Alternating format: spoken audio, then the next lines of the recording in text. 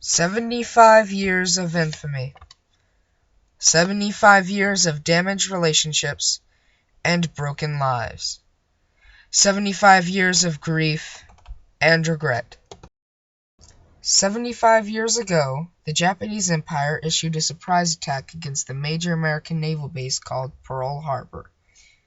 At 8 in the morning, civilians and base soldiers were waking up to hundreds of Japanese aircraft. During the time, there was confusion. Was it a training run? A friendly convoy? No one was sure. But when the first bomb dropped, the intention of the planes was determined. Hostile attack. At the end of the day, 2,300 soldiers, sailors, and civilians were killed. It was a crushing blow to the United States. And that's why we must ask questions like, why did it happen? And what could we do after the attack? Before I start, I want to say that I'm so glad that you have made it this far into this video. I'm so honored you allowed me to take this much up of your time. That being said, let's get into the first question. Why was Pearl Harbor attacked in the first place? One word. Oil.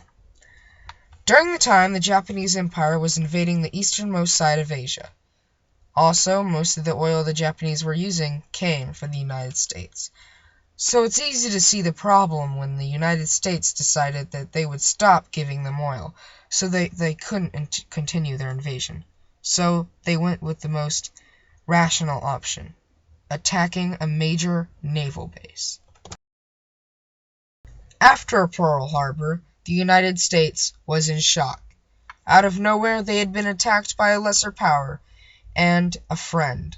And that's when the United States woke up from its economic depression and entered what millennials would call its trigger mode.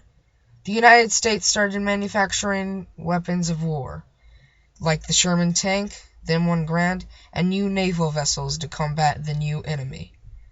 The war brought more jobs, and people were hired as soldiers, sailors, and much more.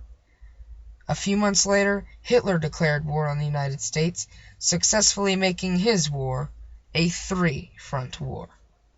In the end, Pearl Harbor was beneficial for the United States, no matter how damaging and how many lives were taken. It brought it up from its economic depression and made the U.S. a notable superpower. Thanks for watching. I hope you enjoyed my first video. Also, continuing with the Pearl Harbor theme, I'm going to suggest a couple of things for you to check out. The first being the two Pearl Harbor movies. They're really great movies, and I think you should check them out. They are directed by Michael Bay, so there are a lot of special effects, but I don't think that'll ruin the experience for you. The second thing I want to suggest is an Xbox game called Battle Station Specific for the Xbox 360. I remember when I was younger and I first got the game. I was really excited and I thought I really loved it. You get to choose between the Japanese or the US. Each has their own respective campaign. There's also a lot of cool game modes like Skirmish, and I always enjoyed Skirmish. That was my favorite mode. Anyways, thanks for watching. I would like it if you liked the video and subscribed. Goodbye.